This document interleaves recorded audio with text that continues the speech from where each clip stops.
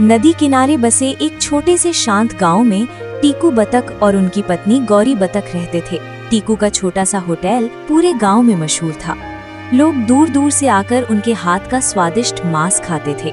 लेकिन इस कहानी में सिर्फ खाना और होटल नहीं था, ये थी एक परिवार की रोज की मेहनत, छोटी छोटी बहसें, एक आलसी भाई की छिपी हुई समझदारी और एक भयंकर बाढ़ की कहानी जो सब कुछ बदलने वाली थी। हे भगवान, अब तक खाना ही नहीं बना। अरे टीकू, कितना समय हो गया है। अगर अब होटल नहीं खोला तो लोग खड़े खड़े इंतजार करेंगे। मैं अकेले कितना काम करूं? मैं अपनी पूरी कोशिश कर रहा हूं। तुम भी तो मदद कर ही रही हो ना। अब मैं खाना नहीं बना सकता, वरना मैं भी कर देता। थोड़ा जल्दी जल्दी हाथ चलाओ, बाकी सब्जियां लगभग बन गई हैं, सिर्फ मांस बाकी है। तुम सब सामान व्यवस्थित कर लो। मेरा सब कुछ व्यवस्थित हो गया है, अब सिर्फ होटल खोलना है। लेकिन तुम मांस इतनी देर से क्यों बना रही हो? मैंने नहीं कहा था कि सबसे पहले मांस बनाना? मांस बनाने में समय लगता है, इसलिए थोड़ी देर हो गई। बाकी सब्जियां ले जाओ। देखो, अगर देर से दुकान खोली तो लोग मुझे मार ही डालेंगे। तुम जानते हो हमारा होटल मांस के लिए प्रसिद्ध है। अगर मांस ही नहीं गया तो ग्राहक क्या कहेंगे? सुबह का समय था, सूरज अभी ऊपर चढ़ रहा था, पूरा घर हलचल में था। गौरी रसोई में मस्त थी, टीकू होटल खोलने की तैयारी कर रहा था। मीनू बतख बैठी हुई सब देख रही थी, लेकिन किसी को भी अंदाजा नहीं था कि कुछ ही घंटों बाद उनका पूरा जीवन पानी में बह जाने वाला है। तुम जाओ, किट्टू को जगाओ, समय पर सब्जियां ले आए। अरे किट्टू को मैं जगा दूं? क्या वो मेरी सारी बात सुनेगा? तुम ही जाओ, उसे उठा दो। जाओ जाओ, जल्दी करो। ठीक है, तुम मांस की सब्जी देखो, मैं चला जाता हूँ। कुछ देर बाद घर में आवाजें गूंजने लगी। हम तो यहाँ कब से खड़े हैं, अब तुम लोग आए हो, ऐसे नहीं चलेगा। क्या करें दादी, हम जल्दी करने की कोशिश कर रहे हैं। जानते हैं कि आप इंतजार कर रहे हैं, फिर भी क्या बताएं, हम जल्दी नहीं कर पाए। तुम्हारे घर में 3 लोग हैं, फिर भी अगर छोटा सा होटल नहीं संभाल सकते तो कैसे चलेगा? ओ भाई, छोटे भाई की बात मत करो। कभी होटल आते देखा है उसको? एक काम भी ठीक से नहीं करता, सारा दिन बस सोता रहता है आलसियों की तरह। छोटे भाई की शादी कर दो, तभी ठीक होगा। घर में ध्यान आएगा। वैसे भी उसके झंझट में जीते हैं। आप क्यों कह रही हो कि उसकी शादी कर दो? मैं भलाई के लिए कह रही हूँ। बीवी आएगी तो समझदारी आएगी। परिवार में रोज की ये छोटी छोटी बहसें होती थी। टीकू और गौरी दिन रात मेहनत करते, मीनू बतख डांटती और किट्टू वो बस सोता रहता। सब उसे आलसी कहते थे, लेकिन आज कुछ अलग होने वाला था। उसकी समझदारी कभी नहीं आएगी। उसकी बात छोड़ो दादी अम्मा, अगर भाई से नहीं होगा तो कोई काम करने वाला रख लो, तब तो सब ठीक हो जाएगा। जो पैसे कमाते हैं उससे खुद नहीं चल सकते, फिर काम करने वाला कैसे रखेंगे? क्यों? क्या हम तुम्हें कम पैसा देते हैं? आप हमें कम नहीं देते, हम खुद ही थोड़ी कमाई करते हैं। ज्यादा कमाते तो काम वाला रख सकते थे ना। तुम्हारे बहाने खत्म नहीं होते। खड़े क्यों हो? जल्दी होटल खोलो। 1 घंटे से खड़े हैं, भूख लगी है। देखो हालत, शाम होते होते अभी भी सो ही रहे हैं साहबजादे। क्या इसकी जिंदगी में सोने के अलावा कुछ नहीं है? ए किट्टू उठ। अरे अभी भी सो रहा है? अरे जल्दी उठ। उठा दिया मुझे, क्या हुआ?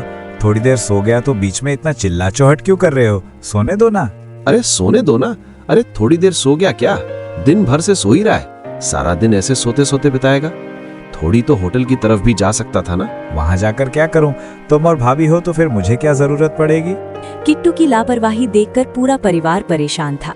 लेकिन जल्द ही एक ऐसी भयंकर विपदा आने वाली थी जो किट्टू की असली ताकत सामने लाने वाली थी। ओहो, तुम्हारी कोई जरूरत नहीं है, लेकिन व्यापार थोड़ा समझना तो चाहिए ना। समझेगा तभी तो चलाएगा। अरे ये व्यापार का झंझट मुझे समझने की जरूरत नहीं है, जब समझना पड़ेगा तब समझ लूंगा। अरे कोई मेरी बात नहीं सुनता है। जब मैंने कहा था सब्जी लेकर आओ तो क्या सब्जी लेकर आए, बताओ? अरे क्या हुआ, कुछ बोल क्यों नहीं रहे? सब्जी नहीं लाए क्या? सब्जियां लाने का याद ही नहीं रहा।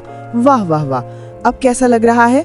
दोपहर होते होते आकाश का रंग अजीब होने लगा। काले बादल छा गए, हवा तेज होने लगी और नदी की लहरें बढ़ने लगी।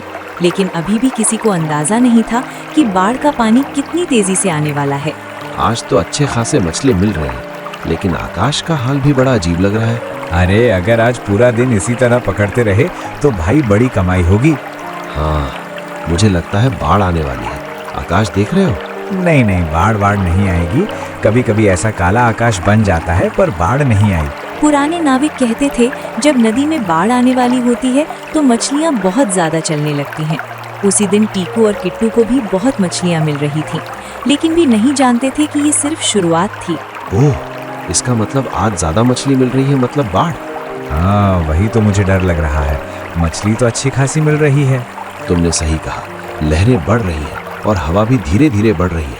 अरे जाल खींचो, जाल खींचो, जो मछली आई उसे ले लो, बाद में देखेंगे। जीवन के लिए सावधानी पहले। जल्द ही बाढ़ का पानी गांव में घुसने लगा। लोग चीखने चिल्लाने लगे, घरों में पानी भरने लगा। टीकू का होटल भी पानी में डूबने लगा। पूरा परिवार छप्पर पर चढ़ गया। लेकिन सबसे बड़ा सवाल था, अब खाना कैसे बनेगा और लोग भूखे कैसे रहेंगे। होटल टूट गया, सब कुछ बह रहा है। मैंने बहुत कोशिश की बचाने की, पर कोई उपाय नहीं हुआ। अरे तुम बच जाओ, हम बच जाएं, यही बहुत है। तुम्हारी बहुत चिंता हो रही है और तुम होटल की चिंता कर रहे हो। दादा, घर के भीतर रहना सही नहीं होगा। बांध टूट गया है, पानी लगातार बढ़ रहा है।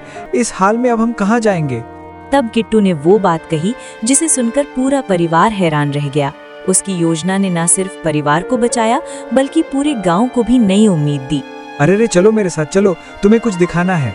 हम तो पहले ही इतनी परेशानी में हैं और तुम क्या दिखाने के लिए कह रहे हो? चलो ना, बाद में देखेंगे कि विपत्ति से भी बच सकते हैं। बरगद के ऊंचे पेड़ के पास पहुंचकर किट्टू ने ऊपर की तरफ इशारा किया। वहां एक पुरानी झोपड़ी थी जो बाढ़ के पानी से ऊपर थी। अच्छे से बरगद के पेड़ के ऊपरी हिस्से को देखो, वहाँ एक झोपड़ी है जहाँ बाढ़ का पानी नहीं पहुँचा। अगर हम वहाँ खाना बना ले तो काम हो जाएगा। अरे पागल हो गए हो क्या? इतनी ऊंचाई पर खाना कैसे बनेगा? सब व्यवस्था होगी। ऊपर हम एक मचान बनाएंगे, लोग वहाँ बैठेंगे और पास की झोपड़ी में खाना बनेगा। किट्टू की योजना शुरू में पागलपन लग रही थी, लेकिन धीरे धीरे सब समझ गए कि यही एकमात्र रास्ता था। किट्टू, जिसे सब आलसी कहते थे, आज परिवार की रीढ़ बन गया था। सोच रहा था कि होटल का कोई ख्याल नहीं, लेकिन अब देख रहा हूँ कि तुमने मुझसे बेहतर काम किया है। बूढ़ी माँ, आपको कैसे धन्यवाद दूं? अगर आप मदद नहीं करते तो हम इसे इतनी जल्दी तैयार नहीं कर पाते।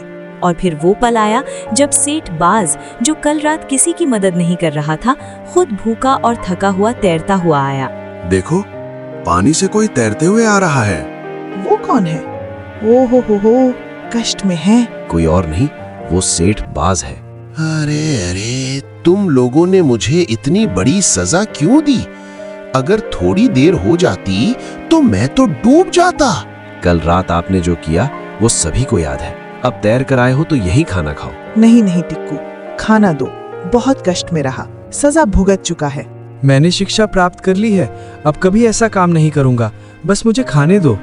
बाढ़ ने न सिर्फ घर और होटल बहा दिए बल्कि लोगों के घमंड भी बहा दिए। और किट्टू, जिसे सब आलसी कहते थे, उसी ने सबको दिखा दिया कि असली समझदारी विपत्ति के समय काम आती है। बताओ दोस्तों, सेठ बाज पेड़ की झोपड़ी के होटल में कैसे पहुंचे?